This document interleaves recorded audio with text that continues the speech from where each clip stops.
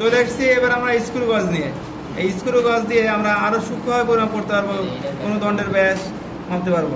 হ্যাঁ, তা এটার একটু পরিচয় নিয়ে বলি। যদিও এই স্ক্রু গজ একটু ত্রুটিপূর্ণ আছে, আমার হাতে যেটা আছে, ব্যাপার না, ওটা থেকেই আমরা ভালো কিছু শিখবো। তো আমরা দেখতে পাচ্ছি যে আমার যদি কম্পাসটা যদি আমি বলে দিচ্ছি, এটা কি আমাদের মূল স্কেল। এই মূল স্কেলের প্রতিটা একটা ঘর কি বলতো 1 মিলিমিটার, 1 মিলিমিটার আছে। 1 মিলিমিটার 2 মিলিমিটার হতে কত, এটা 5, এটা কত 10। তো এবং স্ক্রু গজে যে বৃত্তাকার স্কেল দেখি, যদি আমরা একটু ক্যামেরাকে যদি একটু সামনে নিয়ে আসি, তো এটা কি ফোকাস হয়ে গেছে। আচ্ছা, হ্যাঁ, 0। এই 0 থেকে প্রায় এই ঘরটা আছে 100 পর্যন্ত আছে, 0 থেকে 90, তারপরে 100। তো আমরা জানি যে যদি মূল স্কেলের সাথে আমরা মূল স্কেলের এই দাগ আছে একটা, এই দাগের সাথে বৃত্তাকার স্কেল যে স্ক্রু গজে 0 এবং 0, এই দুটোকে আমরা একটা পয়েন্টে নিয়ে আসলাম। আনার পর এখন যদি আমি ক্লকওয়াইজ ঘুরাই, তাহলে আমার এক ঘর কি সামনে আগায় আসবে, অর্থাৎ মূল স্কেলের 1 মিলিমিটার বরাবর কি আর একটু আগায় যাবে। আর যদি আমি অ্যান্টিক্লককে যদি আমি ঘুরাই দিই, তাহলে কি হবে, 1 মিলিমিটার পিছনে চলে যাবে। দেখো, তো এই যে 0, তবে অবশ্যই কিন্তু খেয়াল রাখবা এই 0 দাগের সাথে এই দাগটা যেন মিল থাকে, মূল স্কেলের এই দাগটা 0 দাগের সাথে মিল থাকে। এরপর আমি দেখাচ্ছি তোমাদেরকে, এই দেখো এখানে আগে গুনে দেখি তো এখানে কয় ঘর আছে, 10, 11, 12, 13, 14, 15 ঘর আমাদের আছে। তো আমরা 0 থেকে আবার 0 আসবো, 0 থেকে 1 পাক দিয়ে আমরা আবার চলে আসলাম কোথায়, 0। তো এটাকে কত ঘর করেছিলাম আমরা, 11 ঘর। কত ঘর ছিল, 15 ঘর। এবার দেখে কয় ঘর আছে এই পর্যন্ত, 10, 11, 12, 13, এই যে 14 ঘর। তাহলে আমরা প্রমাণ করলাম কি 1 মিটার ঘর কি সামনে কমে গেল, 1 মিটার ঘর কমে গেছে।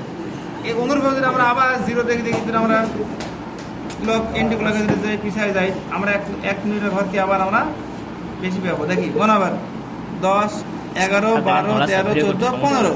তো এইটা আমরা এখন ছিল আমাদের স্কুল বাজে পরিচয় করবো। এরপরে আসছে আমরা নেক্সট ভিডিও নিয়ে আবার ব্যাক টু দ্য ভিডিও।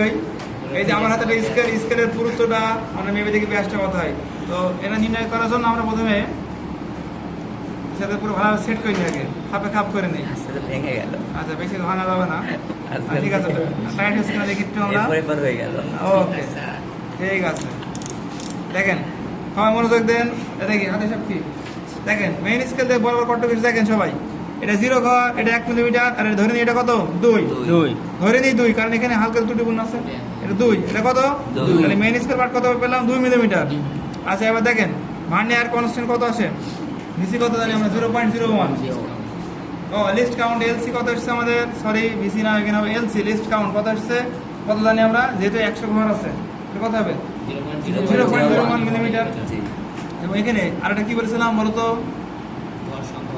ঘর সংখ্যা। হ্যাঁ, কার মান, কত আছে এখানে, এই এন না তো কি ছিল, এটা বস। আচ্ছা, এরপরে আমরা জানি আমাদের সূত্র অনুযায়ী আমরা প্রথমে বের করলাম এর ব্যাস ডি। মেইন স্কেলে যার মান এসছে কত, 2 মিলিমিটার, এবং এটা এর এলসি লিস্ট কাউন্ট কত এসছে আমাদের 0.01। আর বৃত্তের স্কেলে কত ঘরের সাথে মিলেছে দেখতে পাচ্ছি আমরা, গুনতে এই পর্যন্ত 10 কাউন্ট করাই আছে, 10, 11, 12, 13, 14তম। তাহলে 14তম দাগের সাথে এটা আমাদের মিলে গেছে। আমি আরেকবার গুনে দেখি, 1, 2, 3, 4, দেখি আর ক্লোজ করো, গুনে দেখি না। আচ্ছা, 1, 2, এগোনো অঙ্ক করো, 1, 2, 3, 4, হ্যাঁ, তার 14তম দাগের সাথে মিলে গেছে। দেখি মানটা কত আসে, কত এসছে, 2.14 মিলিমিটার। তাহলে বলা যায় এই স্কেলের ব্যাস কত, 2.14 মিলিমিটার। বুঝতে পেরেছি? জি স্যার। ওকে, বন্ধ।